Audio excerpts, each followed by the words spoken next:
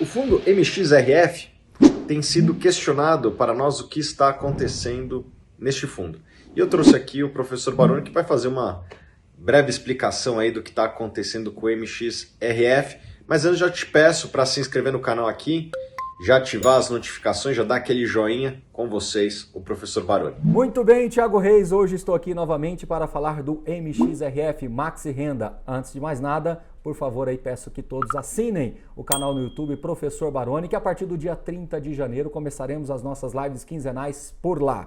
Bom, o MXRF, ele chegou a ser cotado aí no final do ano passado, perto aí de R$ 14,50. E agora ele está corrigindo aí a sua cotação para R$ 12,00, que foi um patamar bastante negociado aí ao longo do ano passado. Então ele simplesmente está voltando para a sua média de 2019. Lembrando que as últimas distribuições, elas foram aí infladas por questões não recorrentes, né, por lucros extraordinários. Então é natural que quando isso acontece, o mercado gera uma certa assimetria de informação e acabam aí buscando aumentar o preço das cotações no mercado secundário, justamente por entender que esses lucros não recorrentes irão se repetir. E na verdade, não necessariamente, né? Foi ali uma habilidade do gestor de ter vendido FIIs, né, fundos imobiliários, e principalmente CRIs, conseguindo aí extrair lucros extraordinários aos quais foram distribuídos. Então, isso tem que ficar sempre claro quando se trata de um fundo com gestão ativa. Tem que se observar aquilo que é um resultado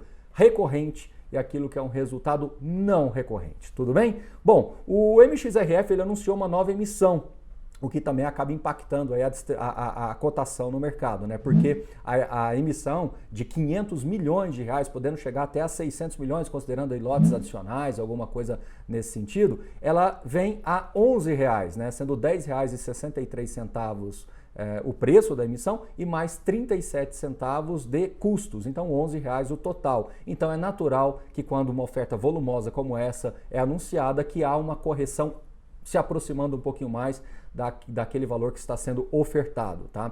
Um ponto importante também de considerar é que o fundo hoje já tem aí mais de 98 mil cotistas, então dada a sua liquidez, dada a sua base bastante pulverizada, é normal que ocorra esse tipo de movimento com mais intensidade, tá certo? Qual é o retrato do fundo hoje? O fundo hoje ele tem aí 83% do patrimônio em CRIs, né, que é a essência do fundo, 10% em permutas, né, focados aí no desenvolvimento imobiliário. A permuta nada mais é do que um investimento direto ali na SPE, numa sociedade de propósito específico, justamente com a intenção de ter desenvolvimento imobiliário, e o foco aí basicamente são empreendimentos na região de São Paulo e interior, tá?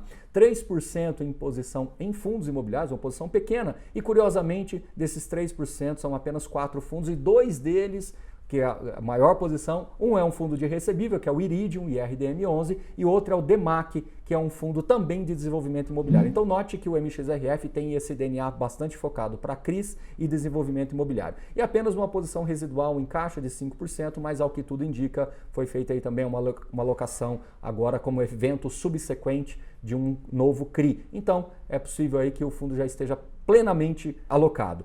Aliás, o gestor merece esse destaque, que ele foi muito célere na alocação recente, né? Porque o fundo acabou de terminar uma emissão e já anunciou outra. E eles foram muito rápidos na alocação. Quem acompanha o nosso trabalho aí já na base de assinantes da Suno sabe que lá no radar nós colocamos todas as alocações que foram feitas dos CRIs, tudo muito bem colocado ali, mas a gente destaca aqui alguns deles, né, mesclando entre o que a gente chama de CRI High Yield, né, que seria aquele com maior risco, e o CRI High Grade, que seria aqueles de menor risco, né. Os de menor risco, veja só, eu destaquei aqui 3 apenas, 40 milhões num CRI voltado aí para o Grupo Pão de Açúcar, com taxa de CDI mais 1,75, 40 milhões no CRI Magazine Luiza, IPCA mais 4,35, e 40 milhões no CRI Elbor Stock, operação número 3, com a taxa de CDI mais 1,80. Da ponta agora de alto risco, né, de high yield, né, nós destacamos aí 5 milhões no CRI Van Praias, com IGPM mais 12, e 2 milhões no CRI Van São Pedro, IGPM mais 12 também. Quando a gente fala de high yield, high grade, é só para identificar para vocês aqueles riscos mais corporativos, mais específicos, e o risco risco mais pulverizado de operações que envolve desenvolvimento junto também, que envolve um nível de controle mais profundo, tá certo? Agora o que chama atenção realmente no MXRF é a quantidade de CRIs na carteira, né? São mais de 60 e cerca de 63 CRIs dentro do portfólio hoje, né? Salvo engano, é a maior carteira em termos numéricos do mercado listado. Lembrando que o gestor, nos últimos 2 anos, talvez, ele começou um movimento e que hoje fica bem nítido para todos nós que acompanham aqui mais de perto o mercado, de que ele vem trazendo, então, colocar para dentro do fundo operações com riscos mais corporativos, um risco mais controlado, né?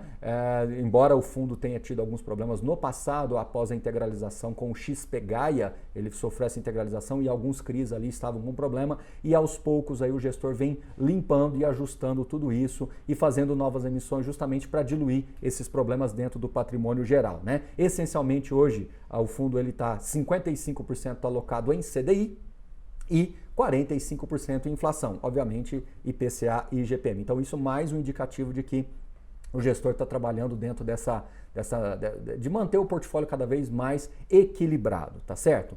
Bom, com relação à oferta, o prospecto que foi publicado aí na B3, ele indica que há um pipeline com 12 CRIs e 7 permutas. Eu não vou ficar citando cada um deles, mas em geral é uma taxa média de inflação mais 5,5, entre 5 e 6 ali, né? Algumas um pouquinho menos, outras um pouquinho mais, mas no geral é em torno de 5,5 mais IPCA. E as permutas, obviamente, com mais risco, mais retorno, indicando aí um retorno, uma rentabilidade de INCC mais 13% para as 7 permutas. Então são 12 CRIs no pipeline, mais 7 permutas com essas taxas médias que eu indiquei. Há também ali uma possibilidade de uma distribuição em torno aí de entre 0,068, né? Seria entre 6 e 7 centavos, que também é o patamar histórico do fundo aí nos últimos meses, né? Antes desse rally que teve aí, né, no último trimestre para cá, com esses resultados extraordinários. Então ele retoma aí a sua normalidade, trazendo um portfólio mais robusto,